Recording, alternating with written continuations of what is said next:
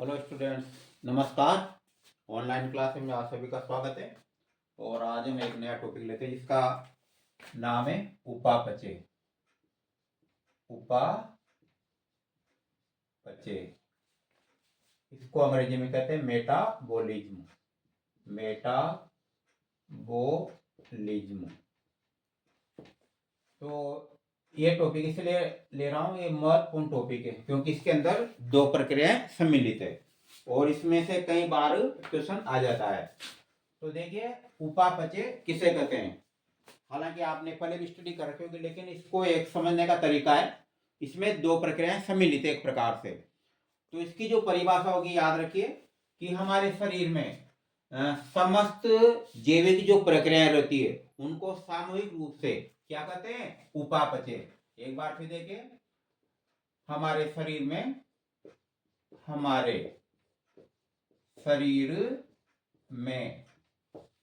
होने वाली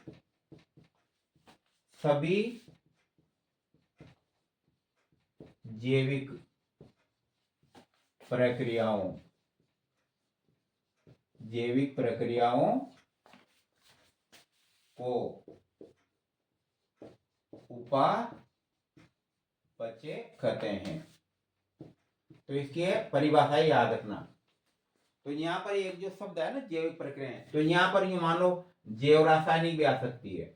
जैव रासायनिक तो हमारे शरीर में पाए जाने वाली या होने वाली सभी जैविक प्रक्रियाओं या जैव रासायनिक प्रक्रियाओं को क्या कहते हैं, उपापचय कहते हैं। तो इस प्रकार इसकी परिभाषा। अब ये देखिए, एक और परिभाषा इसकी, अपचय प्लस उपचय दोनों को सामूहिक रूप से क्या कहते हैं, उपापचय। तो ये याद रखना आप। अगर ये वाली कई बार तो सर आपसे परिभाषा पूछेगी नहीं, वहां तो लाइन लिखी आएगी और यहाँ पर जैसे जैविक प्रक्रियाओं के नाम आएगी या क्वेश्चन बनेंगे जो परिभाषाओं से संबंधित बनेंगे। तो यहाँ पर ये देख रहे हो आप, ये तो अपचय और उपचय।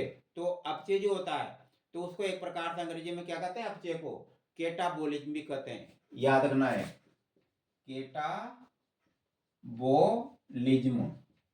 और जो उपचय होता है, उपचय उसको अंग्रेजी में क्या कहते हैं, उपचय को अंग्रेजी में एनाबोलिज्म।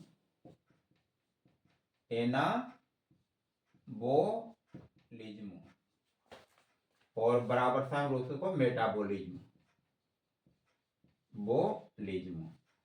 इस प्रकार से ये नाम याद रखना। अब चलते हैं कि जो उपापचय प्रक्रियाएं एक प्रकार से दो प्रकार की होती है, ये याद रखना।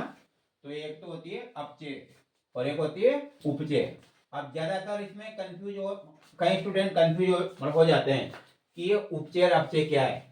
तो इसमें परिभाषाओं का ध्यान नहीं रहता, एक दूसरे में परिभाषाएं मिल जाती है। लेकिन हमेशा याद रखना आज के बाद इसमें कि जैसे हमने लिखा अपचय, तो इसको यूं याद रखो कि अपचय प्रक्रिया को एक प्रकार से क्या बोलते हैं, अपघटनी प्रक्रिया भी कहते हैं। अपघटनी, इसका संकेत ले लो, जैसे इसमें भी शब्द आ रहा है अप और इस अपघटनी में आ रहा है अपघटन यानी कि। तो इसका मतलब है अपघटन किसका होगा, या तो कोई बड़ी वस्तु है, छोटी वस्तु का तो अपघटन होएगा नहीं।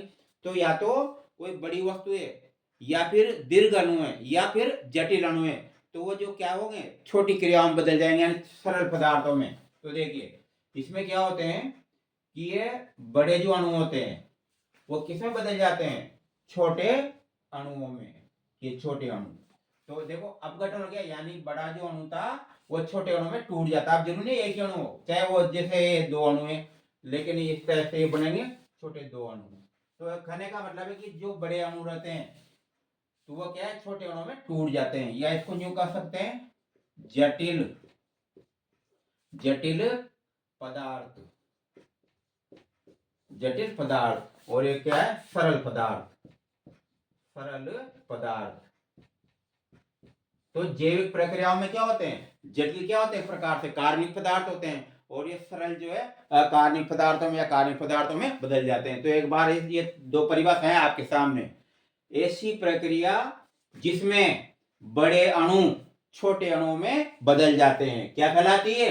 अपघटनीय या फिर अपचय प्रक्रिया कहलाती है। या फिर एक और परिभाषा है, ऐसी प्रक्रिया जिसमें जटिल पदार्थ सरल पदार्थों में बदल जाते हैं क्या कहलाती है? अपचय यानी कि अपघटनीय प्रक्रिया। इस प्रकार से आपको याद रहेगा ये।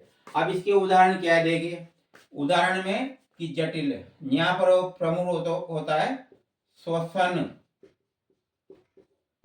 की प्रक्रिया। श्वसन की प्रक्रिया में ग्लूकोज का ऑक्सीकरण, ग्लूकोज का ऑक्सीकरण, ये किसका उदाहरण है? ये उदाहरण है अपचय प्रक्रिया का। कैसे क्या होता है इसमें देखिए, ग्लूकोज का ऑक्सीकरण, तो ये जो देख रहे हो ना C6H12 और O6, क्या है ये? ग्लूकोज है। ग्लूकोज का जो है O2 की उपस्थिति में क्या होता है? ऑक्सीकरण होता है। तो ऑक्सीकरण के फलस्वरूप ये जो ग्लूकोज है ये टूटेगा यहाँ पर CO2 प्लस H2O और प्लस ऊर्जा 686 किलो जूल, और ये ऊर्जा जो है कोशिका माइटोकॉन्ड्रिया में एटीपी के रूप में संग्रहित हो जाएगी। और संतुलित की दृष्टि से उस पर ज्यादा ध्यान नहीं देता, संतुलित को जिसको पता होता है देखिए, संतुलित की दृष्टि से जो केमिस्ट्री का स्टूडेंट है वो समझ आएगा। इसके आगे भी 6 लगेगा, इसके भी आगे 6 और इसके भी आगे 6। इसका मतलब है इनको संतुलित करना पड़ता है। ये कैसे देखिए, कार्बन कितने हैं? कार्बन है यहाँ पर 6, तो 6 कार्बन यहाँ पर है, देखिए आगे आ गया। हाइड्रोजन है 12, तो हाइड्रोजन उधर 12 होने चाहिए, देखिए 1 3 2 3 12। तो इस प्रकार से ये यहाँ वो देखो कितने 12 और 6 18, तो उधर 18 हो रहे होंगे, देखिए 6 तो ये रहा और 12 ये रहा। इस प्रकार से है ये। तो कहने का मतलब याद रखना हमेशा कि श्वसन की प्रक्रिया में जो ग्लूकोज होता है, तो ग्लूकोज क्या है? एक प्रकार से देखो सामने लिख रहा है ना, जटिल पदार्थ है, या फिर यूं मानो बड़े अणु होते हैं ग्लूकोज के, और जो ये टूटे तो इस प्रकार ये देखो छोटे अणुओं में टूट जाते हैं ये। तो इस प्रकार से ये आपके सामने उदाहरण है किसका? अपचय प्रक्रिया का। तो अपचय प्रक्रिया में क्या होते हैं? जटिल पदार्थ यानी कि बड़े अणु छोटे पदार्थों में यानी कि सरल पदार्थों में टूट जाते हैं। इस प्रकार से इसका उदाहरण है। और अब चलते हैं आगे, अपचय प्रक्रिया। तो इसका अभी एक याद कर लेना आपने, तो दूसरे अपने आप ही क्या हो जाएगी? इसकी उल्टी हो जाएगी परिभाषा, और प्रक्रिया भी एक तरह से उल्टी है। जहां इसमें जटिल से सरल बनते हैं उसमें सरल से जटिल बनते हैं। और इसमें एक और ध्यान रखना आप, जैसे ग्लूकोज का जो ऑक्सीकरण हुआ है, ग्लूकोज का ऑक्सीकरण हुआ, तो ये जो प्रक्रिया है ना ऑक्सीकरण की, इसमें क्या उत्पन्न हुई है? ऊर्जा। और ये ऊर्जा जो है विभिन्न जैविक क्रियाओं में काम आती है, याद रखना। यानी कि अपघटनीय जो प्रक्रिया है अपचय, इसमें जो ऊर्जा उत्पन्न हुई है ये कोशिका में कई छोटे छोटे जो होते हैं संरचनाएं उसके बनने में सहायक होती है। दूसरा क्या है? ऊर्जा उत्पादन। भाई ऊर्जा तो उत्पन्न होगी तो शरीर के निर्माण में भी काम आती है ऊर्जा। इस प्रकार से तो ये एक तरह से कौन सी क्रिया थी? विनाशात्मक क्रिया है। यानी इसमें जो है ना जटिल पदार्थ उनका विनाश हुआ है और उसके फलस्वरूप ऊर्जा उत्पन्न हुई है। इसके बाद आगे बढ़ते हैं, उपचय प्रक्रिया। उपचय, तो उसका उल्टा कर दो, उसमें क्या बने थे? इसमें जटिल से क्या बने थे? सरल। और इसमें क्या बनते हैं? सरल से जटिल। तो याद रखो ये सरल यानी छोटे अणु, इनसे क्या बनेंगे? बड़े अणु, ये बड़े अणु। और इसका अर्थ क्या था? ये सरल पदार्थ है, छोटा का मतलब सरल पदार्थ, और ये क्या बने थे? जटिल पदार्थ।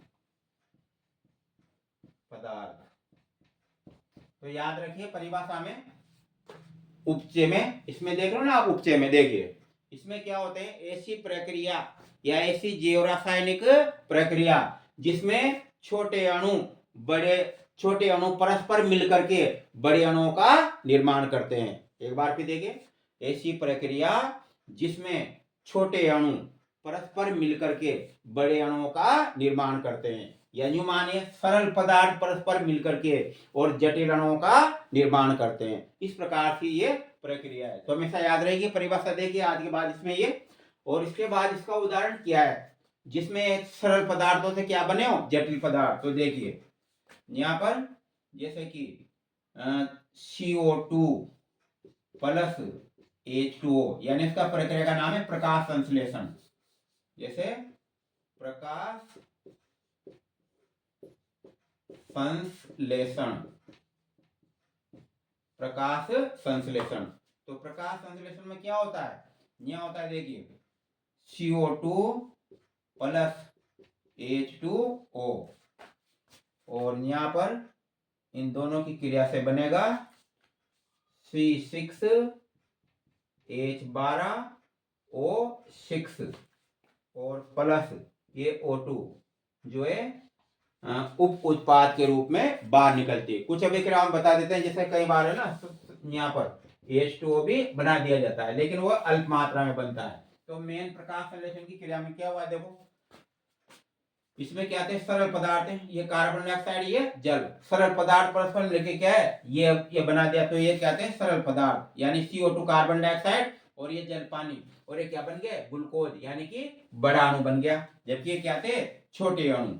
और यहाँ पर उप उत्पाद के रूप में क्या निकलती है O2 निकलती है। इसमें भी संतुलित करना पड़ता है, बाहर वाली ज्यादा देखना, जिसको याद है या समझना हो समझ जाना, नहीं तो कोई ऐसी आवश्यकता नहीं होती। देखिए इसके भी आगे 6, इसके भी आगे 6, ये संतुलित की दृष्टि से लगाना पड़ता है। तो आप इनको अणुओं को परस्पर मिलाओगे तो बराबर आएगी नजर।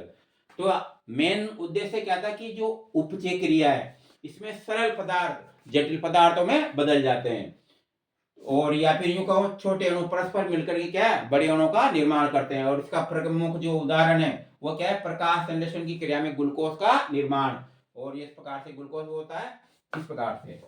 अब इसमें देखिए छोटे अणुओं ने मिलकर के क्या बना है ग्लूकोज। तो इस प्रक्रिया में ज्यादातर क्या होते हैं कोशिका उत्पाद बनते हैं, कोशिका उत्पाद बनते हैं, और इसके कारण कई कोशिका की संरचनाओं का भी निर्माण होता है। और इसका एक और उदाहरण देखा जा सकता है, जैसे कि हमारे यकृत में जो ग्लूकोज रहता है, एक तरफ वहां ग्लूकोज बनाए, लेकिन अगर ग्लूकोज छोटा अणु है जैसे, तो आगे जाके क्या बनेगा ग्लाइकोजन, ग्लाइकोजन यकृत में। तो यकृत में ग्लूकोज जो है छोटे अणु है परस्पर, और ये परस्पर मिलके क्या बनेंगे ग्लूकोज का बड़ा अणु का निर्माण करेंगे। इस प्रकार से ये प्रक्रिया है, बाकी कल स्टडी करेंगे।